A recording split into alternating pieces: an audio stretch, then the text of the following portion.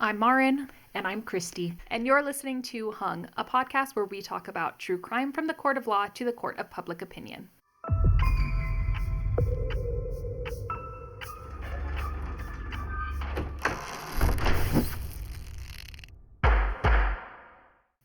Welcome back to part 3 of our Collin Griffith series. Thanks for hanging in with us. Today we're going to hear from Grandma and Grandpa, and sandwiched in between is going to be some audio of Cathy the day of the incident.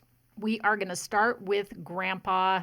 He was an interesting dude and, talked about all these trips that they would go on. And some of these first pictures were like a trip that he was on with Cathy. That the grandpa was, or that Collin? The grandpa was. There were a couple pictures of Grandpa and Cathy together that were all part of the same trip that they had gone on. So it was in Arizona and New Mexico. There were some pictures of them together. The big thing that they wanted to bring out with his testimony is that he claims that he was really close to Collin and Collin would confide in him.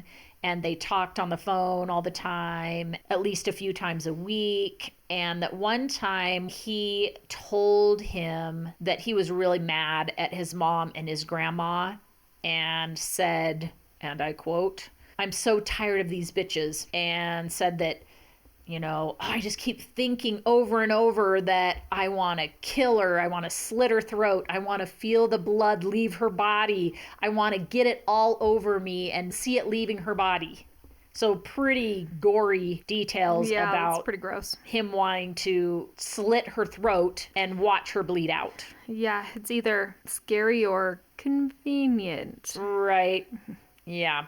He says when Collin said that he's like, okay, take a deep breath. You shouldn't perseverate on those thoughts because if you think about that too much, then it could lead to them becoming a reality. Right, like thoughts turn into words, turn into actions kind of thing. Exactly. And he says he did tell Cathy about the conversation, but he didn't share the exact words because he was afraid that it might negatively impact Cathy's and Collin's relationship and that it could give her nightmares. Yikes. Yeah. So he just says that he told Cathy that Collin had threatened to kill Cathy and Susan multiple times, but even knowing that, she still wanted him to live with her. Okay. And then the defense gets up and brings out the fact that he didn't go to Cathy's funeral. She asks, well, why didn't you go? And he says, well, the funeral is for those left behind, and I'll see her in my thoughts and my mind, and that's where I want to keep her, and I didn't want to see her being buried. That's not who she is. She isn't there. And then he says, she's here today, and she can speak to me, and she can speak to you, meaning the jury. And that was... boop. No, objection. You can't be saying Cathy's spirit's going to tell you what to do, in the courtroom. And they sustained that. And that was the end of that. Yeah. It also doesn't seem necessarily relevant as far as the question, even. Why didn't you go to the funeral? That has nothing to do with your testimony of what you heard Collin say, okay? So it's complicated, trying to, I guess, just discredit him somehow, or... how close were you really to Cathy and or Collin if you didn't even come to her funeral is the implication. But you went on trips with them, so they're close enough. I don't know. Right. It's like a weird thing. Yeah, but... it is weird. And then they kind of bring up, do you have memory problems maybe? Do you... Not that I can recall. Right. So basically he's like, well, sometimes I maybe think something happened a week ago when it actually happened a week and a half ago. Maybe I'm a little bit off, but not that off. But I guess he testified at some hearing earlier that he had made those statements during a certain month, early towards the beginning of the year. And then later he said that it was in May of 2024 or something. So kind of the time frame that the statements were made changed, and also asked him to recite his own phone number, which... okay, do you even know what your phone number is? I don't know, Did try to make him say it. Yeah, and they muted it, of course, so we couldn't hear what his phone number was. He says that it happened before the presidential debate, which resulted in Biden withdrawing from the election. So sometime before that is when the conversation occurred. Okay. and kind of like, did you report this to the police? And he said, no, but I told Collin that if anything happened to Cathy, that he would tell the police what he said. Okay. I don't know. Yeah. But the interesting thing is that he found out from his son that Cathy had died. And then he watched a press conference. With Cathy's mom anymore. No, And so then he watched a press conference on TV where the sheriff described in detail how Cathy died. Oh. And after the press conference, he calls the police and, in the defense attorney's words, inserted himself into the investigation. Then she brings up, like, how often do you talk to Collin? And he's like, a few times a week. And then, I stopped talking to him as much once he made this alarming statement. And yeah, I can't remember if we texted or not. I'm not really sure. And then she brings up the phone records and she says, well, according to these phone records, there were a total of 3 calls between your phone and Collin's phone. Ever. Well, from mid-2023 to September 2024. Okay. He says, well, Collin had one phone, but then he got another phone. And then sometimes when Cathy would call and talk to me, then she would hand the phone to Collin. And so Collin and I would talk on Cathy's phone. And then he's like, I'm sure we had some texts. I'm sure we were texting each other. And she's like, there's no text messages after Father's Day of 2023 when Collin texted you to say Happy Father's Day. Mm-mm. So it had been more than a year since any text messages on his phone. Yeah, that's weird. That's definitely weird. Like, concerning if true, but also, like, weird circumstances surrounding that. Yeah. Honestly, though, if someone told you in great detail how they wanted to kill somebody, and then you heard a press conference of someone describing how someone was killed and it matched what was told to you, you would call and tell the police. So, it doesn't mean to me that he used the information to make up something, but also he's representing his relationship with Collin as being one where they talked all the time, but he can't show evidence that they actually did talk to each other. Yeah, and if it was true, he probably should have just went with, like, we don't really talk that much, but he did tell me that. Say this, right. Mm-hmm. So instead of trying to be like, oh, I don't think they're going to believe me if they know we don't talk that much, but it really did happen, then it makes the whole thing seem suspect, even if that's the one thing you're not being dishonest about, Right, that's true. If you really have only talked to your grandfather 3 times over a year plus time frame, would you really have said that to him? And actually, so one of those 3 phone calls that Collin felt comfortable enough to say all of that to his grandpa, which if they've only talked 2 other times in the past year, would he have really said that? I don't know. Yeah, I never text my grandpa, but I talk to him more than I text him in person, but I don't know how far away they lived from each other. Yeah, they lived in different states, so they didn't live close enough that they could see each other often, so it would have had to been call and text messages, and there was no evidence of this relationship based on phone records.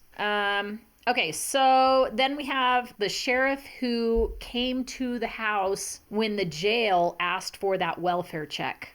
So he was discharged from jail, didn't want to go. Okay, way back a year before. They force him to.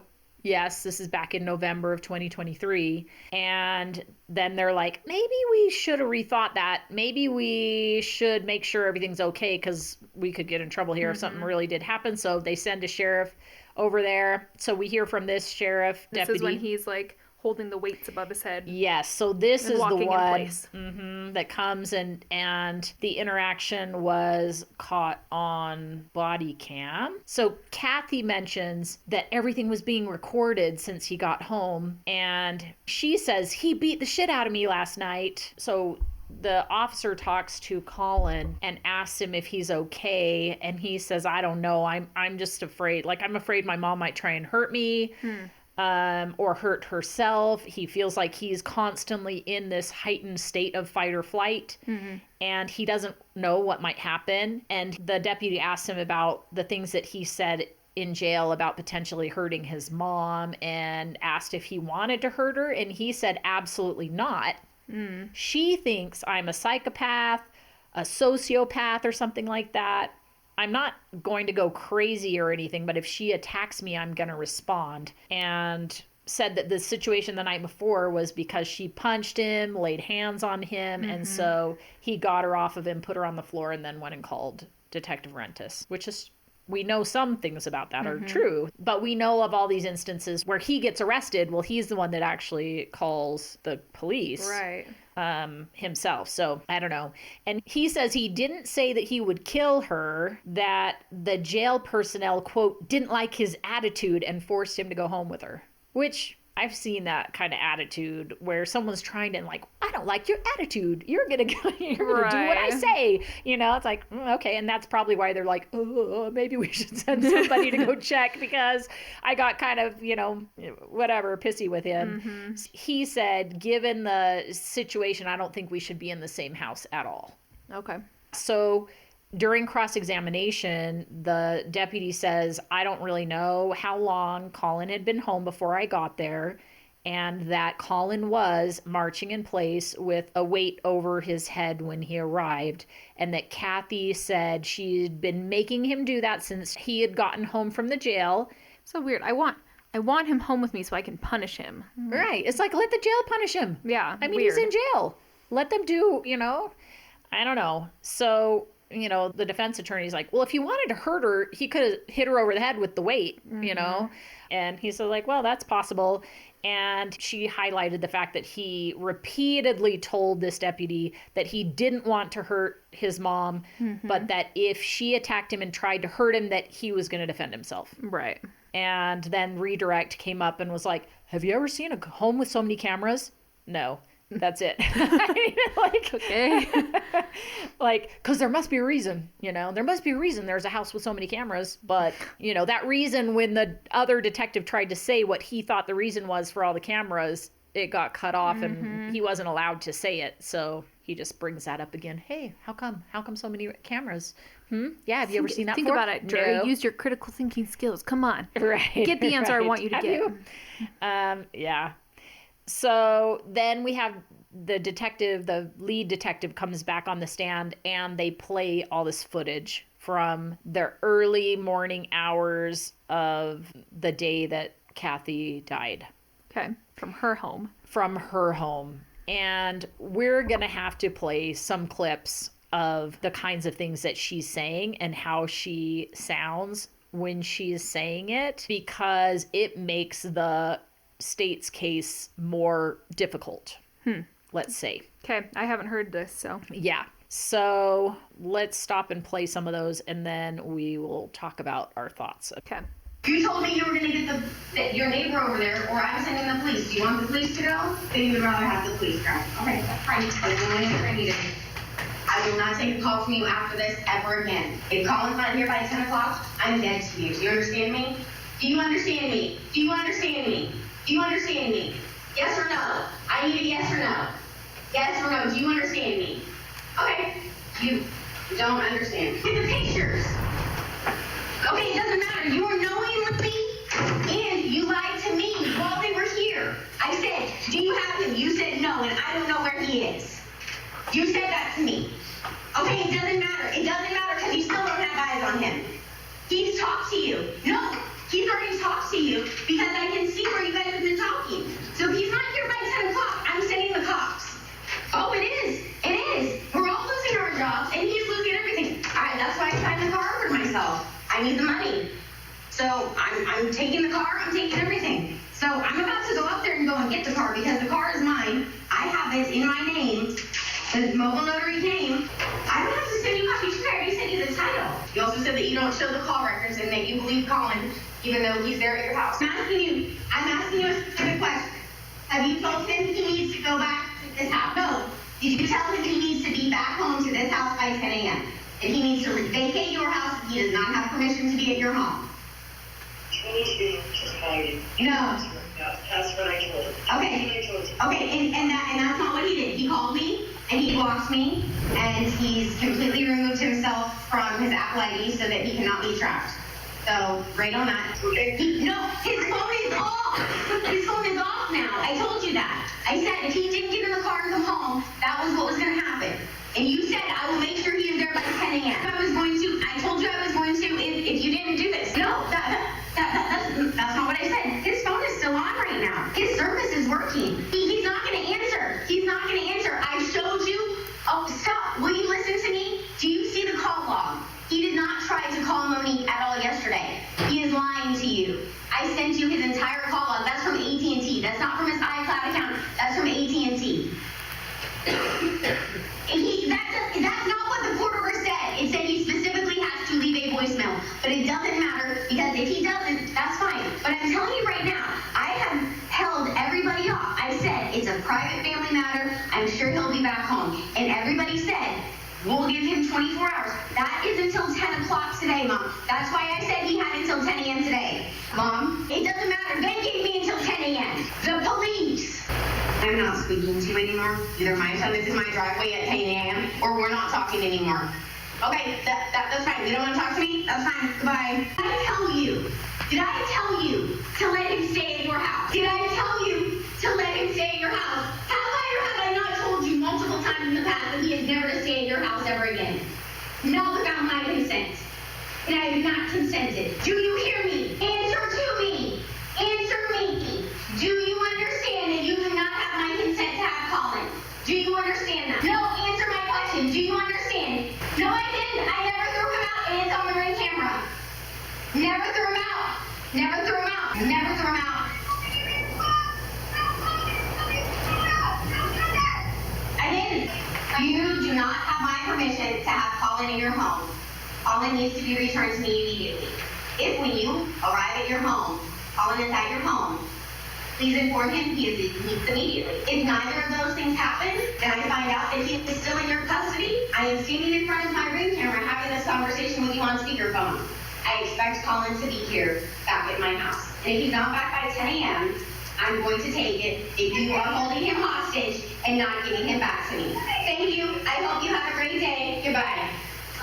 Okay, so there's a little sample of some of the things that she's saying, these conversations that she's having on phone. I mean, you can tell this is the woman who screeched into the neighborhood and threw her bag over her shoulder, stormed up to the house, is throwing clothes into Collin's car. This very much supports that picture. 100%. I find it interesting that, I don't know, she says conflicting things. Like she says, I never threw him out. And then later she says, I did throw him out. I mean, which was it? Right. You know? She likes the cameras when they're convenient to her, but then, it's interesting. I don't know. It's hard to say what their relationship was like, but as far as like intent to be super violent with him, but more what I do hear is just this kind of like wits end frustration. My son didn't come home. I really need him to get back here. Like, just angry and frustrated, and he's not answering. Like, it's definitely crazy, but also not like, oh my gosh, this is not like understandable at all. Or not like that. I mean, some of the things she says are on the violent side, but not necessarily like she's going to be physically violent. But she is a little bit unhinged, some of the things that she's saying to her mom, and I'm going to cut you off forever. Don't ever call me again. And then she calls her again. Yeah. Well, and the thing for me is it's kind of like you're going to be sorry if you don't come home, but it's also like probably more along the lines of, I'll take your Xbox away. I think probably what would drive that level of frustration is the lack of response. He is not responding, not answering her calls, and just like, you need to answer me and you need to come home. Like, you know. Well, but if she did kick him out, that's, I kicked you out, but now you need to come home because not when I said so before, but now you do need to. Like, yeah, I did want to mention on the ring camera footage of Cathy talking to Susan, one of the things that she says that I don't know, I thought was interesting was she says, I know what he's doing at grandma's house. He's playing games, killing people, tying them up to chairs with his little team. Do you really think he's better off with you? Is there a video game where people do that? I mean, I guess like Grand Theft Auto and stuff, you can. Sure. I mean, there's things where you can do horrible acts to people on a video game. So I'm thinking, oh, okay, that's interesting that she's bringing that up, that, you know, this idea of him playing these violent video games. So yeah, I don't know. The video game thing is always like there's some correlation, but is it causation? And right. Because millions of people play violent video games and are not violent, but yeah. I but mean, if you have a violent tendency, then probably it exacerbates the issue. For sure. And they go over some text messages that Cathy sent to Collin. A tech noticed this text message, thought it was important, contacted the lead detective and said, I think you need to take a look at this. And this text message was a message from Cathy to Collin, and it was midday, like 12 o'clock p.m. And so she says a number of different things in that text message. So this is before she comes and confronts him. Yes. Okay. And they are seeing this as perhaps an additional motive for Collin killing his mom. Okay. Basically, this text message to me reads as, I am coming up with every single thing that I can think of to try and manipulate you to come home. Right. Right? Like she's coming up with all sorts of crazy things, and I get it. So here's some of the things that she says. She says that she's sold his car for $15,600 and that if he doesn't come home right away, then it's gone. Oh, wow. Yeah. She says she's canceled his insurance, so he's going to get in trouble for that. She says it's a felony to drive a car without insurance, and if you wreck it, that's it. She says that it's illegal for grandma to let him stay in her house when she's not there. And says, I'm going to be in trouble for not reporting you as a runaway last night and waiting until the morning. They're all going to get involved and I'm getting in trouble. And so you have to get back here or else I'm going to get arrested. We already talked about her saying things like that. She says, also, this is some of the crazy. Also, Freddie is not registered in Polk County with a dog tag. That's a fine. So she's grandma's dog, doesn't have a dog tag. So that's going to be a fine against grandma. Weird. Also, mama owes taxes on her other trailer that she sold in the same neighborhood. Also, the HOA doesn't like you or her. It's just like these bizarre things, and then either the police are going to come and get you or DCF is going to come and get you, and after a while they'll bring you back to me. Okay. And all of this stuff could have been avoided just because you didn't want to spend 30 minutes helping me hang a bookshelf. All this stuff is going on. I don't really even know what to say to that. Yeah. And she says about the car's not there. I don't know where the car is because she claims she went out there and the car wasn't there, but she's sold the car and so she needs it. Anyway. And then but if you come back, then I won't sell it. Yeah, then I won't sell it. Right. So the thing that they are seeing as the additional motive is she also says, I have recordings of you where you admit to killing blank and planning the murder. There are 4 different instances from my Ring camera. They're all going to go to Bob, Susie, Amanda, and Chris. I don't know who those people are. Okay. At 3 p.m. today. Plus, we've got recovered audio from Blank's iCloud where you told your blank you hated me and I was an evil bitch, and those are being sent too. Also, my dad is sending recordings of how you planned my murder back in February. Audio, video, phone, email. Guess he doesn't actually have those things because he would have probably brought them up. Yeah, those are all being sent as well. And she says, and no, you can't have copies of any of them. You can have your attorney request those, and good luck hiring a good one. And then 3 hours go by.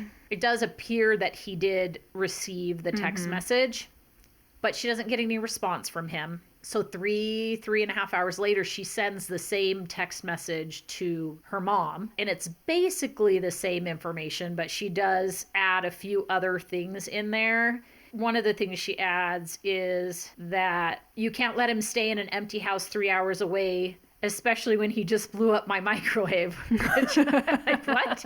Okay. So we have that on Ring camera. Right. And she says, well, I can't understand why you would take him in when he said all these things about you back in February, and he said he hated you and he wanted to hurt you and things like that, and accuses her mom of trying to steal Collin. And she states that the custody agreement states that Cathy has to have custody unless she's medically incapable, and that's not the case. And then she also tells her about, we're sending all of these recordings and everything today, which now, by the time she messages her mom, it's already past 3 p.m., which she says at 3 p.m., I'm sending this stuff. Now it's almost 4 p.m. She sends this to her mom, and she also tells her that she's not going to give her any copies of it, that she'll have to request through her attorney to get copies of that. And says the same thing about the dog and the trailer and the HOA doesn't like you. It's like throwing it all at the wall and see what sticks. Yep, exactly. So it definitely reads like desperation, that she's really trying to force him to come home because he's scared of what she might do. Yeah, and again, it seems kind of like coming from a place of probably helplessness, of like inability to actually do anything about it. Agreed. Just like trying to manipulate the outcome that she wants, which obviously manipulating is not good, especially when you're lying to manipulate. I can understand when she's not getting a response that she's trying to think of everything she can. I mean, you can tell she's reaching because she's bringing up the dog, she's bringing up the HOA, she's bringing up totally, all of these kinds of things. And a lot of times when like things get to that point, there's usually a lot of buildup to that too. Like, right. I think about like, okay, if your kids left their toys out one night and then you said, okay, I'm throwing all your toys away, that would be a very extreme reaction. But if you're having this problem where your kids are never putting them away, you keep telling them you need to put them away, you need to take care of the things that you like and whatever, and then you're like, okay, fine, just so you guys know, with warning, right. If you leave toys out, I'm going to throw them away now because I don't know what else to do. Are you thinking of that example because I actually did that to you at one point? Yes, but I also picked think up all the toys and put them in the garbage can. And you're like, okay, you're like, fine, here they go. And I was like, I'm not throwing these toys away. They were expensive. Yeah, fine, sell my car, Mom. Send those videos. Fine. I don't care. No, but I think that is actually a tactic, at least like on the internet, that I've seen parents use. I'm like, hey, you don't care about them, so we're going to donate them. Like, and I think that it is extreme as a first response, but not as a drawn out, built up response. Yeah. And makes sense. Yeah.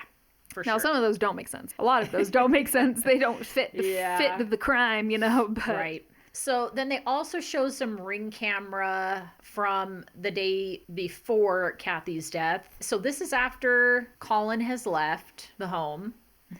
And she's upset because Collin doesn't want to do chores. And so once he leaves, they show this Ring camera footage of her doing all of those chores that she wanted him to do. And she sends him screnershots of her doing chores to show him how easy it is. From the Ring camera? I don't know.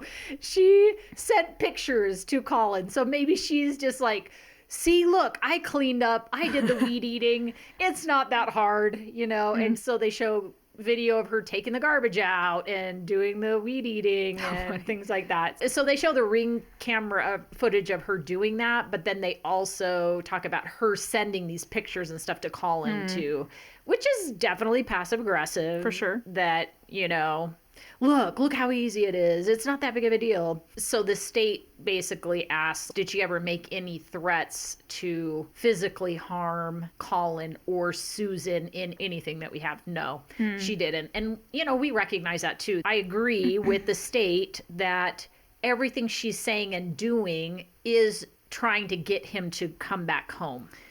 Yeah, 100%. So then it goes over to the cross-examination by the defense attorney, and she brings up, okay, so you know that video game that she was saying Collin was playing, where he's murdering and torturing people.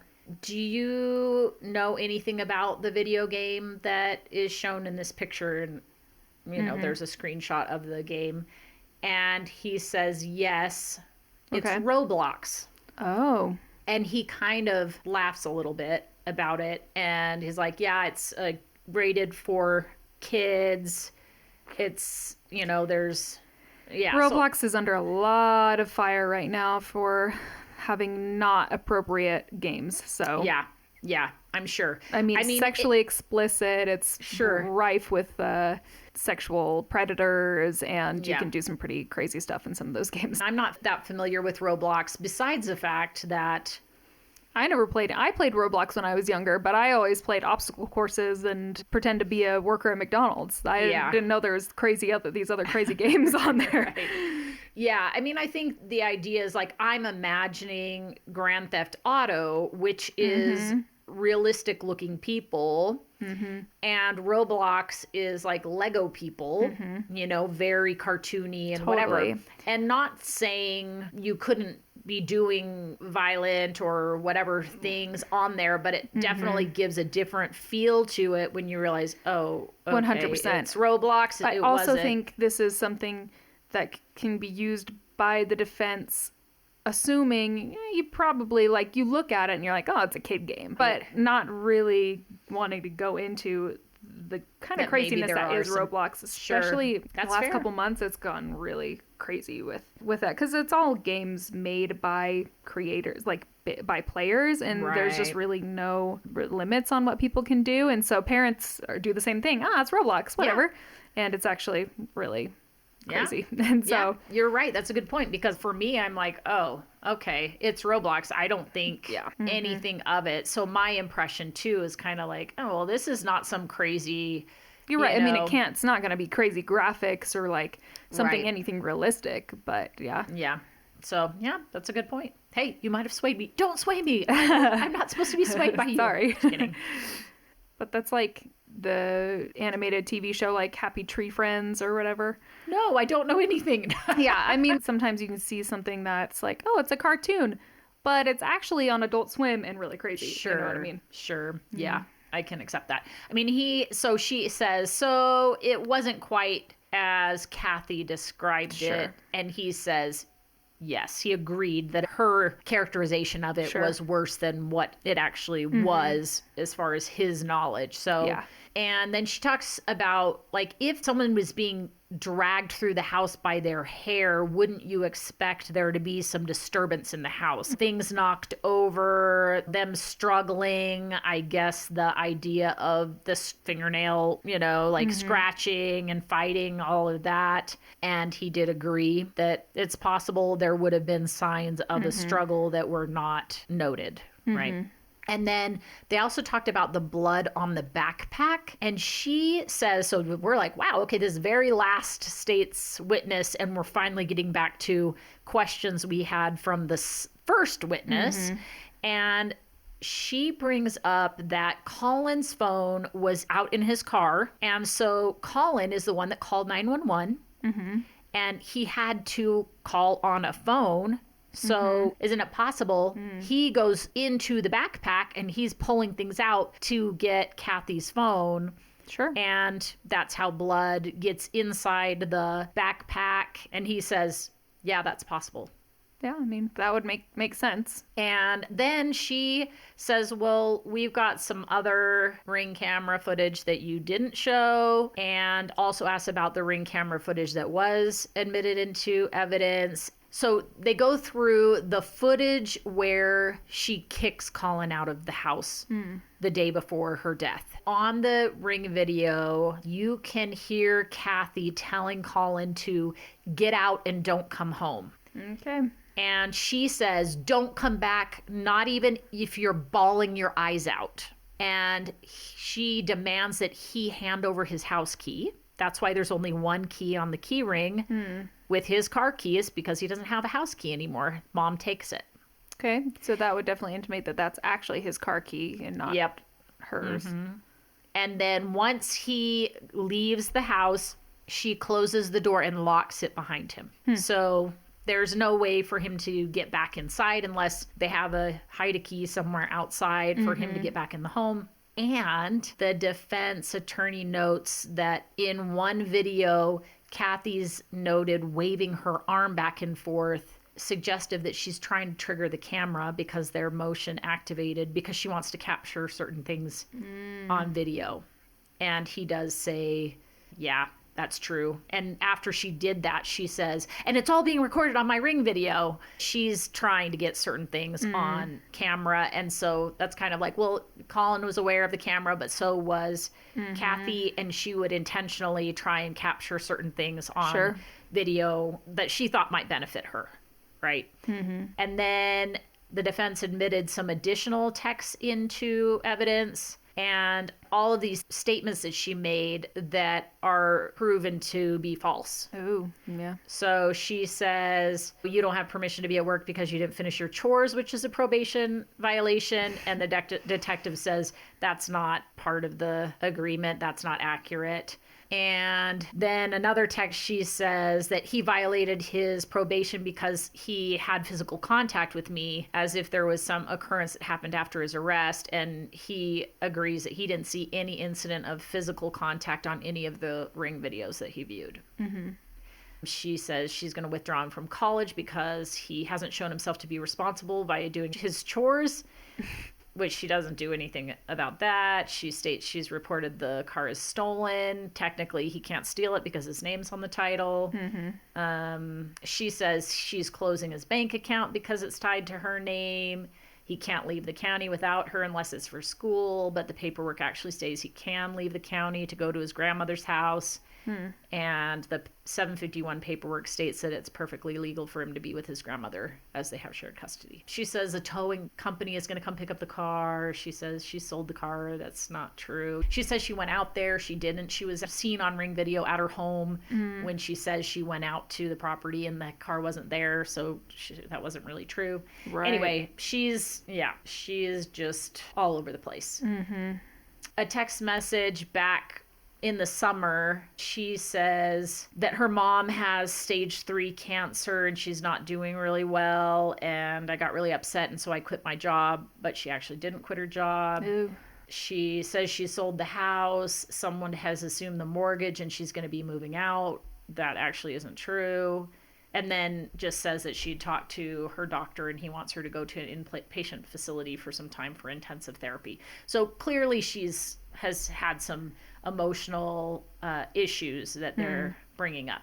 And then they did bring in another Ring camera video from the day before her death where she yells at Collin while she's trying to open her tumbler. And she yells at him that he shouldn't close her tumbler so tight because I just cut my hand opening it, which he says is not actually true. She didn't cut her hand opening it. Okay. Or he couldn't see any indication that she cut her hand, but what if? No, she had the cut right on her hand, so. Maybe. So, I don't know. And there's also Cathy talking about the video game on the day of her death. And she says, this is about fake stuff, but it's about to be real, she says. So about torturing and whatever. Yeah.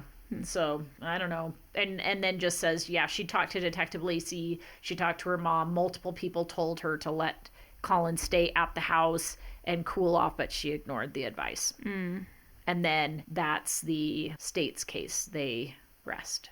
And the defense only calls a single witness, which is Susan Dethman, Collin's grandmother, and one Cathy's. witness in the whole thing. Yep, one witness. Yep.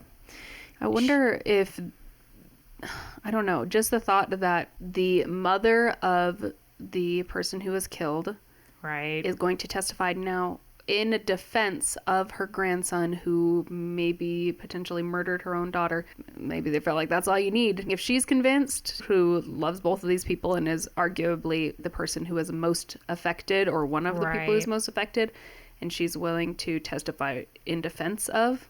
Yeah. Well, also remember, though, the state, besides the two neighbors that they call, the only witness that they have that's not law enforcement or, something like that, is the grandfather, Cathy's dad, and Collin's grandpa. So they've got the grandpa for the state, and they have the grandma for the defense. So it's kind of grandma versus grandpa on what take that they have on the event. I guess it's just kind of interesting that they don't have anybody, even like a child psychologist or anybody like that. Yeah, that is surprising. I would think someone like a child psychologist could be really helpful in this case.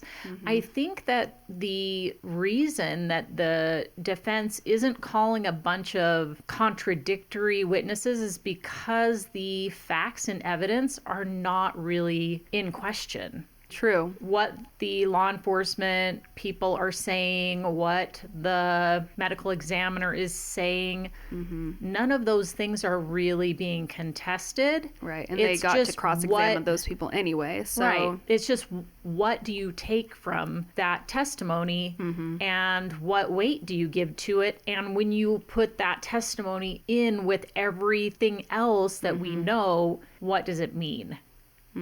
Because each of those people only know certain sets of facts at the time, right? Like the people who responded to the call when Cathy said that Collin punched her. They only know this limited amount of information, so they're testifying about that, and we have to put that in context of everything else. So I think that's partly they're not trying to disprove anything that anybody said. So really they're just trying to add more to the story. And I don't know, Susan, she was so nervous. I felt like she had really practiced in her mind, like details about the things that she was going to share. And when asked a question, she would often like, oh, okay. And so she'd just start going and she would go into details that weren't being asked and have to be stopped and saying, hey, just try and answer the question that's asked or be redirected back to what they're trying to get at, what the questions are. And so it's hard to know if it's nerves or, I mean, she does have that cancer diagnosis that she is being treated for. Okay.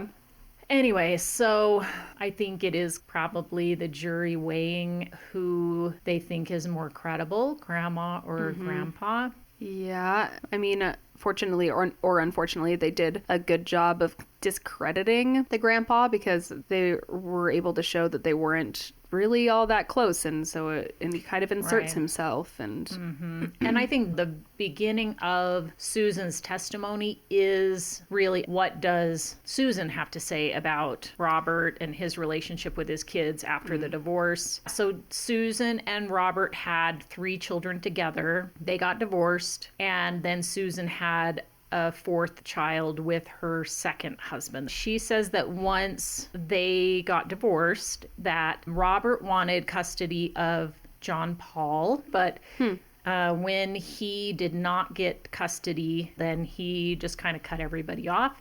He didn't want anything to do with Cathy because he considered her damaged goods, according to Susan, because she had gotten pregnant when she was young, and I don't know what else at this point. They haven't really talked about it. But then it was before Collin came to live with his mom. Okay.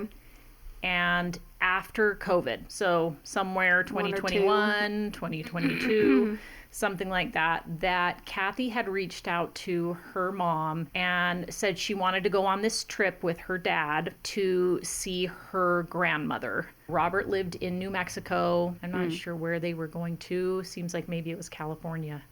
Okay. Yeah, I think it was. So from New Mexico to California. And she wanted her mom to pay for the trip, including Robert's portion of the expenses. Okay. So she wanted her to pay for all the hotels, a rental car, all of their food, so she could take this trip. It's a lot to ask for. Yeah. So apparently it was not just a for fun trip. Cathy had some health problems and she was trying to gather some medical history to better understand what types of things might be in her family history and might be contributing to her illnesses. Yeah. Sometimes, like, people who are adopted, that's why they do their DNA work, too, because they're like, you're adopted, you may not have any idea what your family history, medical history is. Yeah.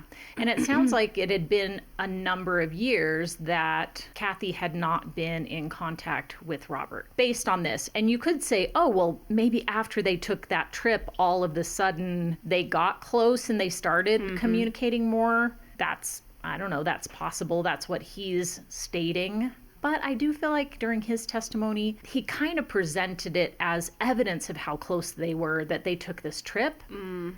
Like, look how close we are. See these pictures of us together. We're on this road trip across country. But when you put it in a different context, it doesn't necessarily mean what he was trying to make it mean. Right. So I don't know. I found that interesting. She also brought up that they did not invite Robert to Cathy's celebration of life. Because he, according to her, is disruptive and just has a tendency to cause, a scene and problems. And so they didn't want him there. That's definitely different than his reasoning for not being there. Right. His professed reasoning. Well, and I think they were also trying to point out that the way that he was going on about, I don't want to see her put in the ground and all of this. And she wasn't actually being buried. She had been cremated. Oh, no. And there's a plan to spread her ashes down in Key West. So it's kind of like, how well do you really know? Right. It wasn't a funeral. It wasn't the burial. It was... Right, exactly. So he doesn't even know the details of what they were doing, which... you could say if it was Cathy he was close to and he doesn't have contact with her, then that doesn't mean he has to be close to everyone else that would have given him the information. So he does have to be at least close enough to Collin, though, for certain information. Right. Though Collin, he's in prison right now. Yes. So was Collin allowed at the celebration of life? That's a good question. I don't know. Me neither. Yeah. That's not one of the things I know, unfortunately. Yeah. So her cancer diagnosis came 2 months before Cathy's death. So all of that was kind of going on. And when Susan had her surgery and she came home from the hospital, she needed someone to take care of her. And Cathy had contacted her mom and wanted Susan to pay to have Robert come out and take care of her. So she wanted Susan to pay for his airfare out to Florida from New Mexico, pay for a hotel for him to stay in, which if he's taking care of her, why does he need a hotel? Right. He should be staying on site, I would think. And she's married, right? Like she has a second husband, but apparently Robert is a nurse, and so Cathy thought it was this great idea to have her pay to have Robert come out, which is kind of weird. I don't know super weird. Why. Like, why? And because Susan said, no, I don't want to do that. He hates me, she says. And also, he lost his nursing license, so I want a real nurse to come and take care of me. That seems like a lot of good reasons. Yeah. But Cathy was furious that Susan wouldn't pay to have Robert come out, and so she basically cut Susan off. Wow. At that point, Cathy refused to talk to Susan. She blocked her number, and she said that she would have her mom arrested if she tried to contact her. And that she was I know. She was only allowed to contact Collin. I'm going to have you arrested on account of breaking the restraining order that I just decided to put on you in my own words, not really do anything. There's no actual legal restraining order, my but own restraining order. said you can't contact me or I'm going to have you arrested. Yeah. Yeah.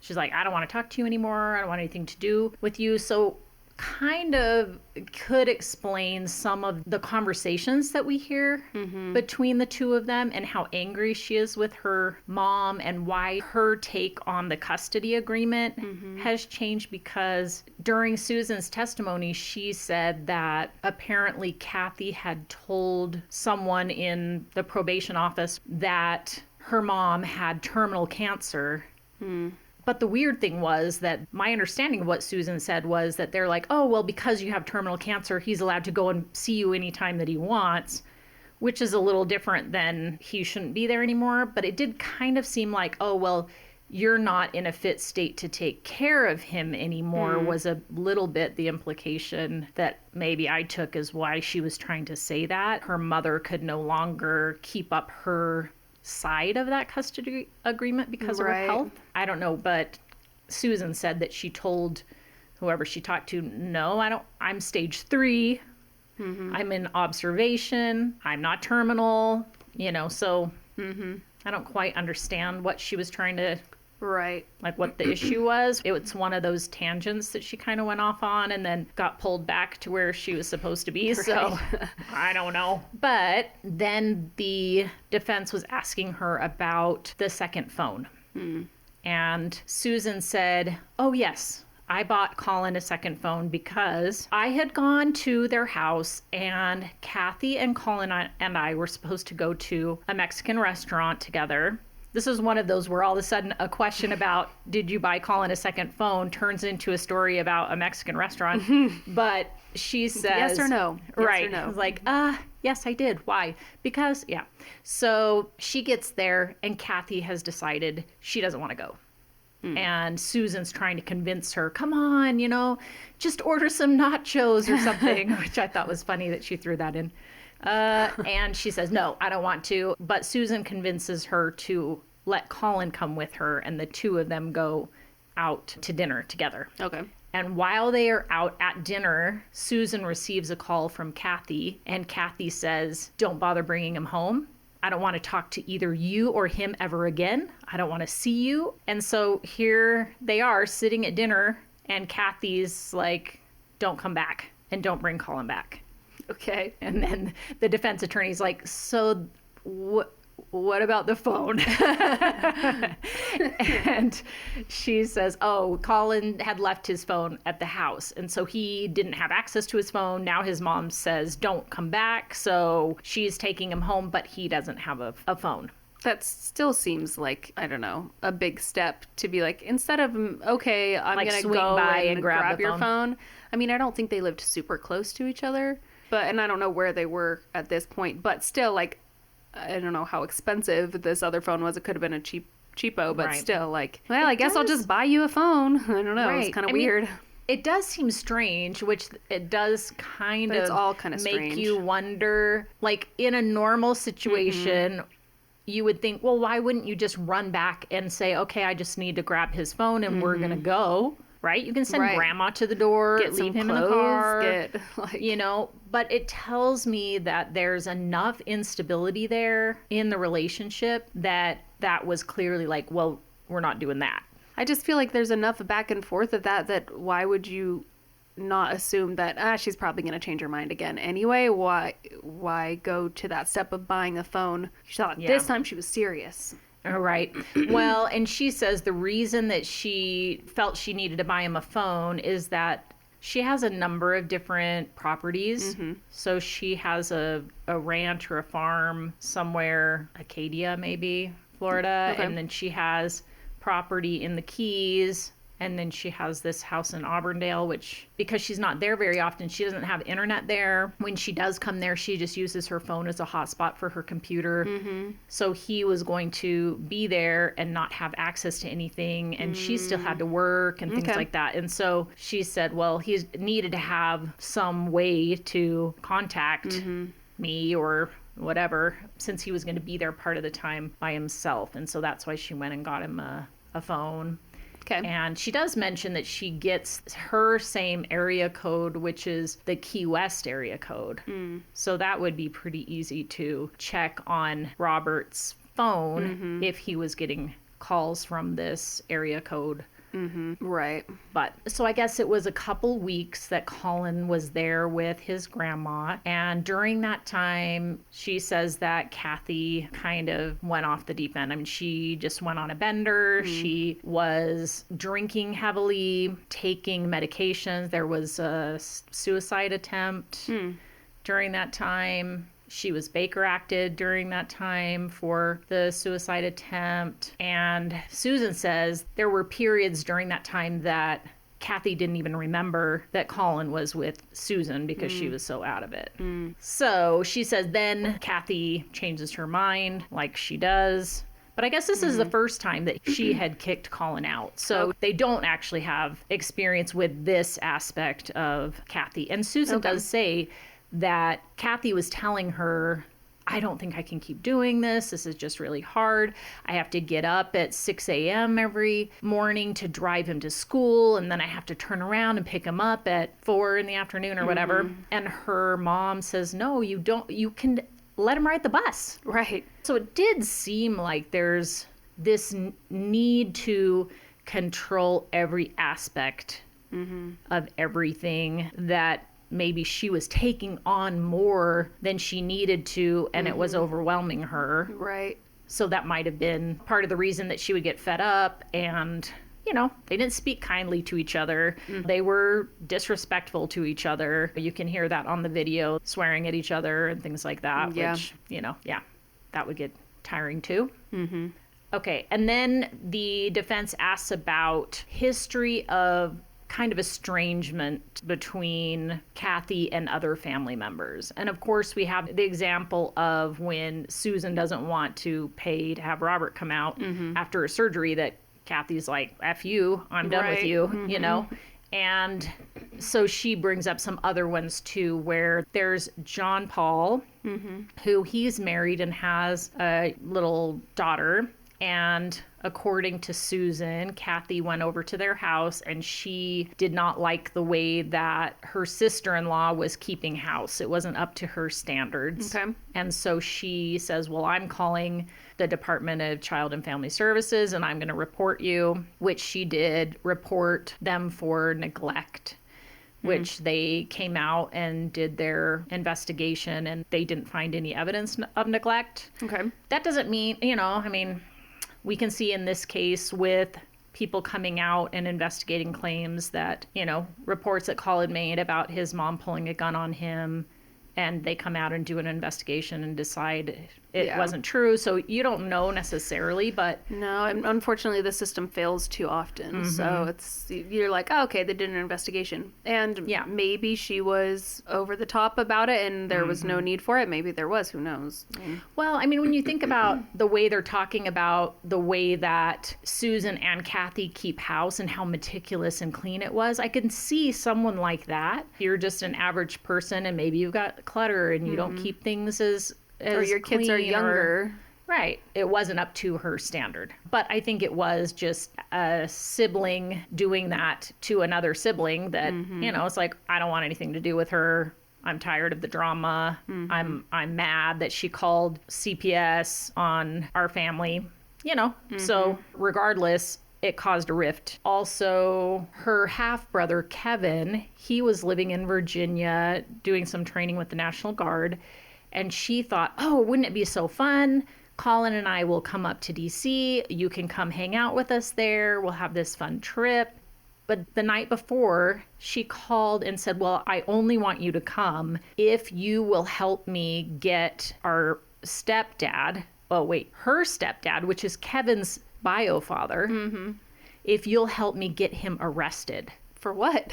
So she says that back in April of 2020, that they had gone to the farm and they'd had some fight. And I guess Cathy had said, well, I'm going to go get my gun and we're going to solve this right now. And the stepdad says, well, I got a gun right here. He has his shotgun and we're not doing this. And she claims that he shot the shotgun, that he had tried to kill her mom, which Susan says that's not true.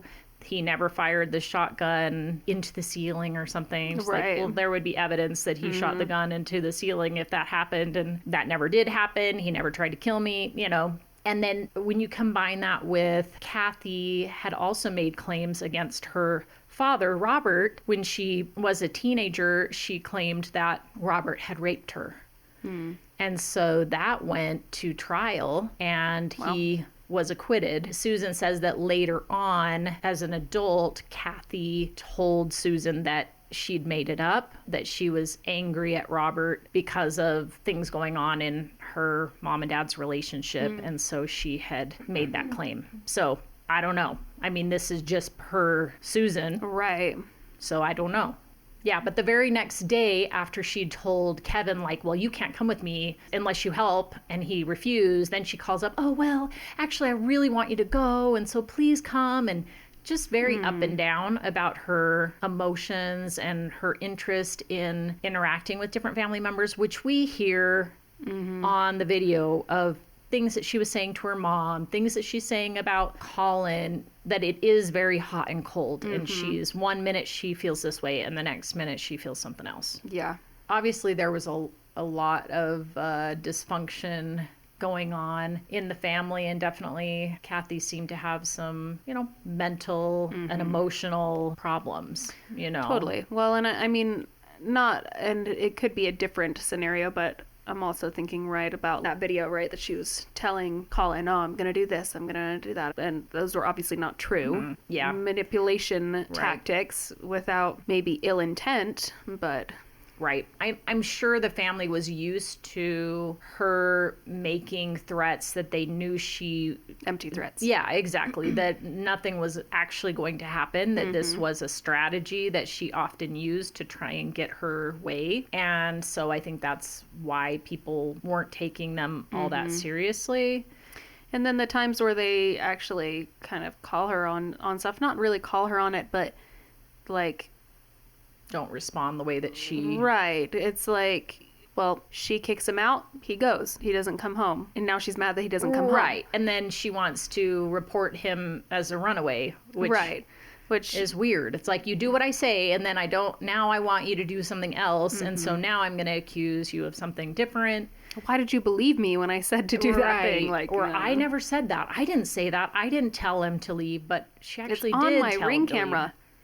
Right. It is on your Ring camera. Right, exactly. Well, it's just unfortunate that all of this didn't happen in their own home, considering all those cameras everywhere. Yeah, is just unfortunate. Super. So then they bring up Cathy's suicide attempts, which Susan says she knows of 6 different suicide attempts, where the first one, I think she had taken some medication and she was laying on her bed, dressed all in black, holding a revolver. Her mom climbs over the fence or something, gets into the backyard and gets her at that time. Most of the time it was overdoses of things, or a combination of alcohol and medication. She did talk about the incident where Collin says that Cathy pulled a gun on him, had pointed the gun at him, threatened to shoot him, threatened to shoot herself, and then handed the gun to Collin and told Collin to just shoot her. I think there were moments where she was struggling to the point that she was having suicidal ideation. Did she actually want to die? I don't know. After 6 attempts, if she actually wanted to die, she probably would be dead, in my opinion. So when cops came out on that report, when Collin said what had happened, she says, oh, he just made that up. He's mad because he's failing a class, and so I disciplined him and took away his phone and his AirPods, and so he's just being a brat. And made that up. And then later Susan says that she did tell her that it was true, that she had done that. And she'd also told law enforcement that she didn't have a gun in the house. And later Detective Lacey states that it was determined that she did have the gun. So clearly she would tell lies to law enforcement. Hard to know. You just have to decide whether or not you want to believe Susan and what things you want to believe that she's saying. Or even whether you want to believe Cathy herself, because even if she did tell her that it did happen, doesn't mean it did happen, Because she's telling some people did, some people it didn't. Right, exactly. It's hard to know which statements to take seriously and which to ignore. And then the defense goes through, I guess, known lies that Cathy told.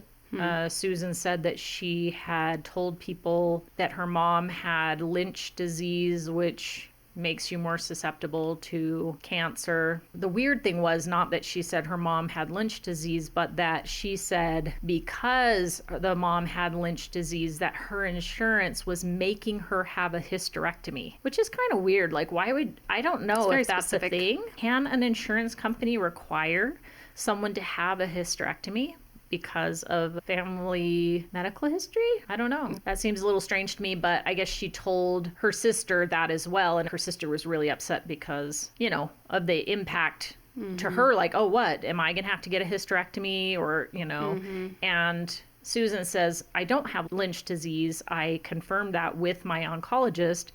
That's not true. So some of the other ones we've already talked about, but another one that she brought up that's new is that Cathy claimed that no one would have succeeded at anything if it wasn't for her.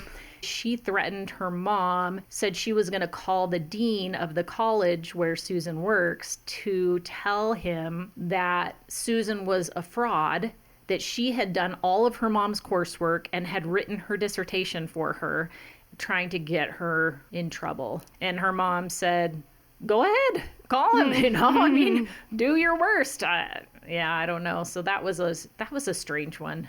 Like, what?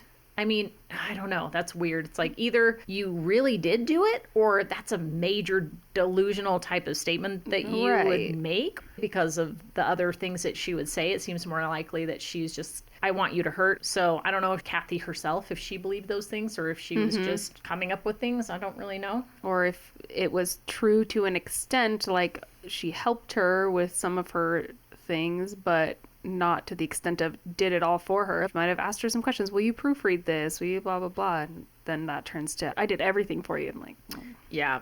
One thing that I realized during this testimony, though, is I think earlier we were saying we weren't sure what got Collin Baker acted in the first place that got the juvenile detectives involved in the case.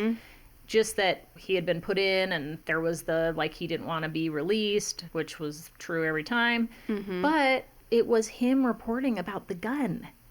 That's what ended up getting him Baker acted. That she then said he made it all up. And then he said he didn't feel safe at home and made this statement about, like, if she comes at me, if she does that again, if she pulls a gun on me again, or she threatens me, I'm going to defend myself and I'm afraid of what's going to happen. So that was the first time was when his mom pulled the gun and people didn't believe his story. So, you know, if his story was a true one, his statements make sense in that framework that he's saying. No, and the sad thing is, if that, so let's just say, because we don't know for sure whether that's true or not true, but in a world where that is true, how horrible that you're the one that ends up getting arrested or put in a facility because you told them what your mom did and they believe her story and you are the one that gets in trouble. Right. Which is just really messed up. It's so hard. I think the only thing they really could have done is just separate them. I don't know that they can't really prove anything, but whether you're telling the truth or not, whatever story's true, we're going to separate you for a time. And because if it's not true, okay, but if it is true and you just said, well, it's probably not true, that's a big deal. Right. Yeah. I think it is interesting just to realize what limitations law enforcement has. The fact that, you know, to us, it's like, well, why don't you just go search the house or something? But apparently they can't. I don't know. Like, there's not enough probable cause or something, which to me, I think if someone says, hey, they pulled a gun on me, especially if it's a minor child, seems like you should have some probable cause to go and check and see if a weapon really does. Isn't there a way that you can search something without a warrant? So if there's imminent threat type of situation, then you don't have to have a warrant. Gotcha. But it has to be like you believe someone's in danger right at that moment or could be. And so you enter and you can get around that. But not in this case. It's he goes to school, he tells his professor, his teacher or something, they call the resource officer, they get the deputies involved. And so there's no direct, immediate threat to him. But that seems like a DCF type of issue that shouldn't they be doing an investigation? Which they did. I know they did. Right. They just didn't get into that, you know. But they did get the juvenile detectives involved at that point to help the family. Right. But realizing that that was what started the whole thing, like the first time he was Baker acted, was like, wow. Mm-hmm. And then the last thing that the defense kind of goes through with Susan is the state wanted to paint this picture of, look at all this stuff that Cathy was doing for Collin. She was buying him nice things, and she's taking him on trips, and she's doing all of this stuff, and look at these cruises and Disney World. But Susan says she's the one that paid for all of those things. So the idea that it was the mom who was being so generous and doing all of this stuff for Collin and he was unappreciative isn't exactly true. That's not to say, I mean, you can say, well, besides all of that, the housing, feeding, you know, like all of those types of things that are being done, you still get credit for all those, even if you didn't pay for all the vacations and stuff. Totally. But the state wanted to throw those things into as them being Cathy's generosity and doing all these things for Collin, which, you know, it's easy to be generous with someone else's money. Right. That's all I'm saying. Totally. You know. Then the state came up and, I mean, it was, I mean, I get why he did it, but he's like, so it seems like you're just want to take every opportunity to throw dirt on your daughter. Which was like, oh, kind of like you said at the beginning, this is a horrible, horrible situation. Your daughter is dead. Your grandson was present for it. And there was, at minimum, there was some sort of struggle that ended up with her being stabbed and her death. And possibly your grandson intentionally stabbed her and she died. So, you know, she says, no, I'm not trying to throw dirt on my daughter. I don't know what happened, but I want to make sure that people do know the reality of this situation. So I don't want my grandson to go to jail for something that he didn't do.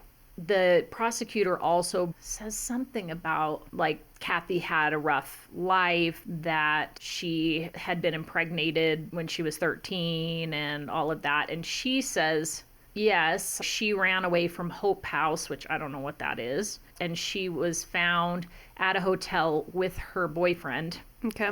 And she ended up pregnant. I don't know how old the boyfriend was. I mean, certainly the way that it was stated in the past of her being impregnated by this guy made it seem like he's quite a bit older and maybe, I don't know. But then the characterization of it being her boyfriend, I don't know what the age difference was or something, but it does, one way it looks different than another, right? So it's hard to know what exactly that means.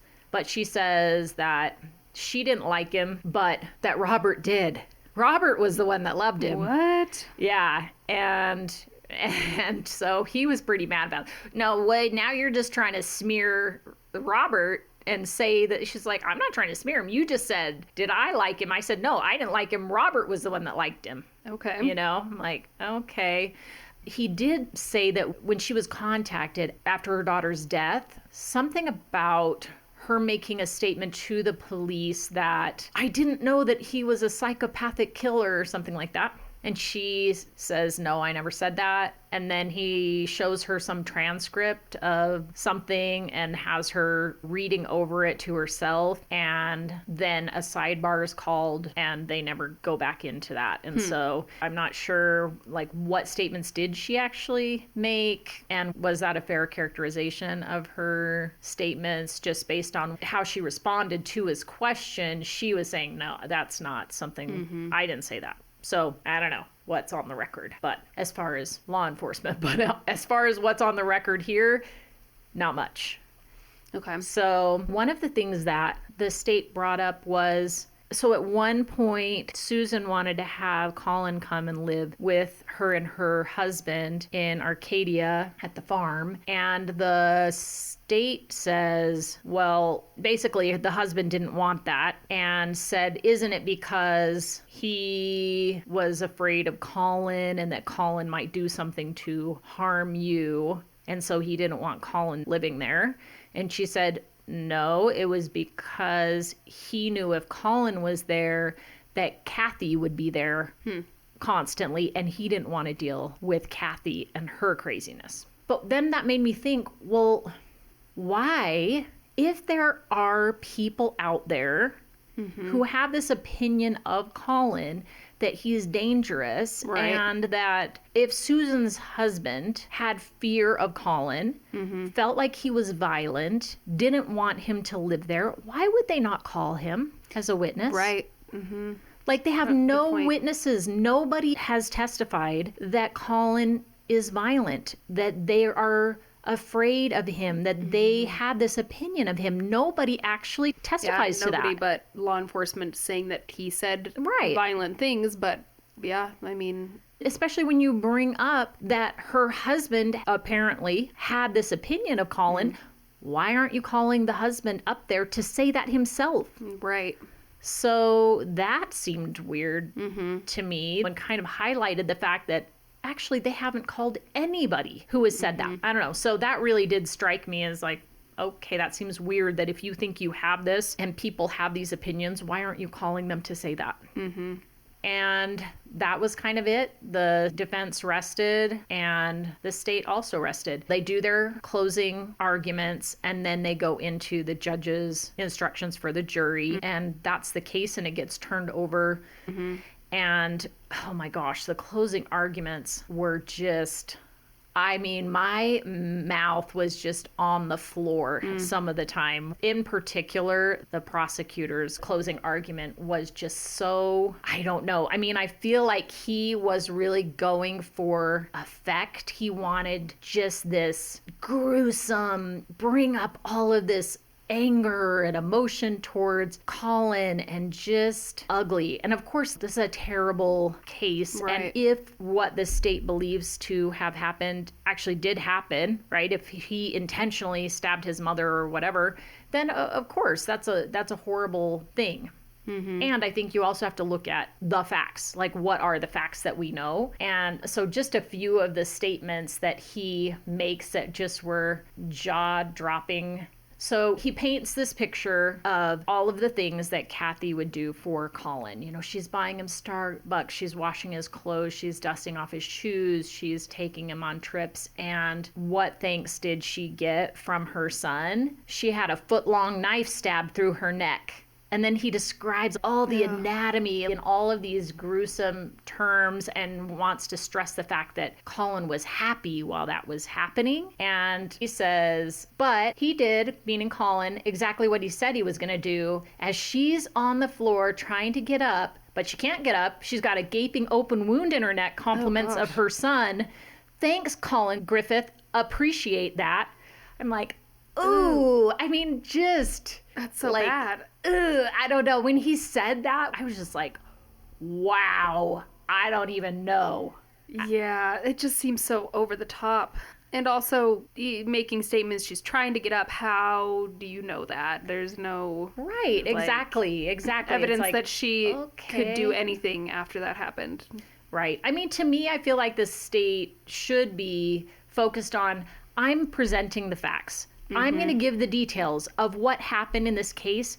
It's up to you, juror, to decide the facts of this case if you find him guilty of murder or not. So to me, that felt like an overstep to say that. Like, because you're basically trying to say, you know the right answer. This is for sure this. And I mean, obviously their goal is to try and prove his guilt beyond a reasonable doubt, but you don't do that by throwing statements like that out there, you know. And the other thing, he called it Operation Kill Mom, and that, you know, that goal had been accomplished. He says, like, I've proven that this is murder, but I'm going to go a step further, and I'm not going to just prove that it's murder. I'm also going to prove that it's felony murder, which is the kidnapping, and during the course of the kidnapping, he has to be inflicting bodily harm, terrorizing her, keeping her somewhere against her will, and as that is happening, events occur that lead to her death. Okay.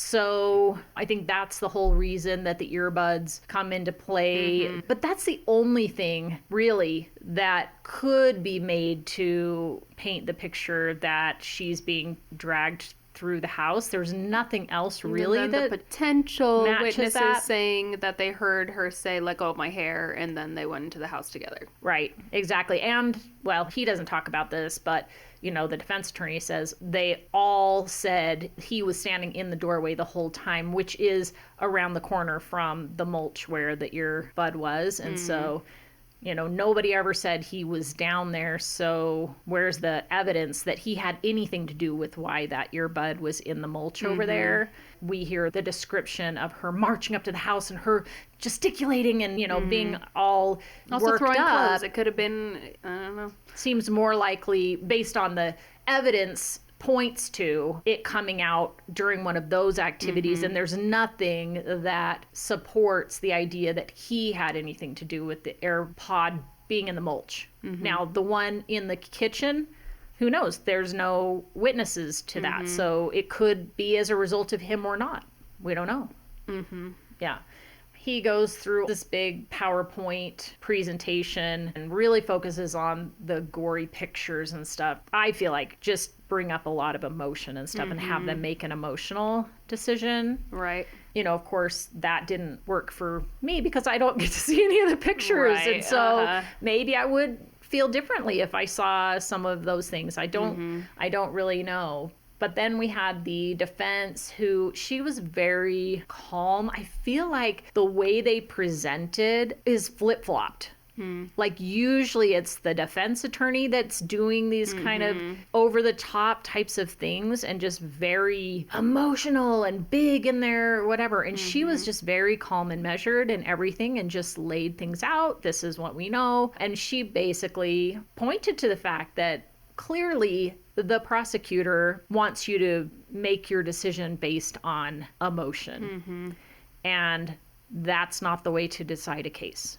So I'm going to give you alternative possibilities of what may have happened. She said, I can't tell you what happened, and we don't have to prove any other version of events, but let me just tell you what things seem to be more reasonable conclusions to draw from the evidence that we do have. And I think one of the big things as far as the felony murder thing, I think that's probably the strongest case that the prosecution maybe had because of the hair comment and maybe if he dragged her in the house, saying, okay, well, if we can get the jury to see that, oh, he dragged her into the house and it didn't have to be intentional that he killed her, but that events occurred that resulted in her death, then we still can call that first-degree murder. And it's the same. And I think they realized they couldn't really prove first-degree premeditated murder because there just is not enough evidence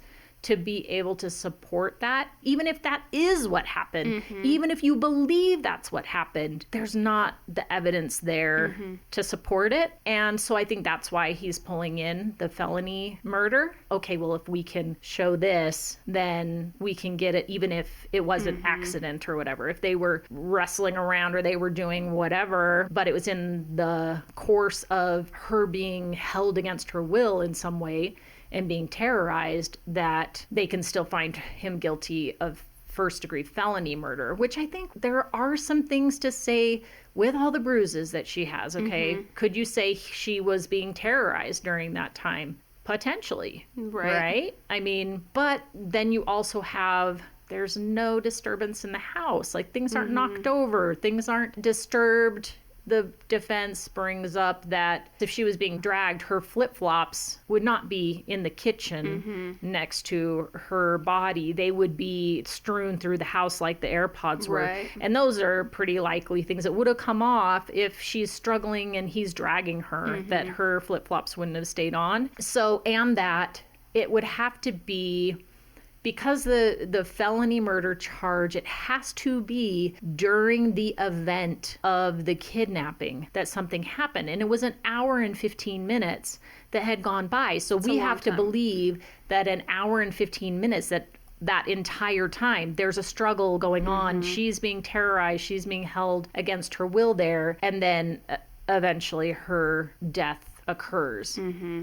That's kind of hard, An hour and 15 minutes is a really long time. So, I mean, I think that the defense was able to show there's a pattern of Cathy's behavior towards family members, that she would act violently towards family members, that Collin witnessed this violence towards family members, that he had been the target of that type of thing with the pulling the gun on him and things like that. He knew that she would make up stories, lies to try and get people in trouble. There were all of these things, and none of that means that Cathy's death is excusable or her fault or whatever, anything like that. But it does speak to Collin's state of mind. And we're seeing and hearing about what Cathy's state of mind was when she arrived at the house. We know she was worked up. We know she was angry. We saw her on the Ring videos before she left. We hear the neighbors talk about her screeching into the neighborhood and her storming around and talking loudly and saying all of these things. So we know she was really worked up and emotional, maybe understandably so, right? And maybe she just was trying to get him to come home. That's what her stated goal was. Right. But one of the things that the judge pointed out during the jury instructions is that we have to consider that in the event, if the defendant feared for his safety, because this is a home in which he lives, that he has the right to defend himself. And even if the threat is not a real one, but he believes it to be a threat, and that from the jury's perspective, they have to look at his experience with her and what he may have believed and reasonably believed based on that information, that she might do him harm. And if she did pull a knife from the knife block and she slashed at him, he feared for his life and he acted in some way to defend himself, and the end result was her death, intentional or not, that is excusable under law, that you cannot find someone guilty of murder in that case. And I think there's enough that says that's very possible, that was the situation. And this is such a hard case because there's so little that is known about the actual events inside the home that day. But I think that when taking everything into consideration, I really felt like there was not enough evidence to come to a guilty verdict, and that there was enough possibility that he really was acting in some sort of self-defense, however that looked, and that it ended in the death of his mother. So what it comes down to for me is I would have to come back with a not guilty verdict. The hard thing about that for me is thinking it's the what if. Well, what if he really did? What if this was really intentional? What if? But there's enough of like, well, if I'm saying what if, then I don't know. I'm not convinced enough. And so I have to give him the benefit of the doubt. And there is that, well, what if? And then someone else gets hurt, right?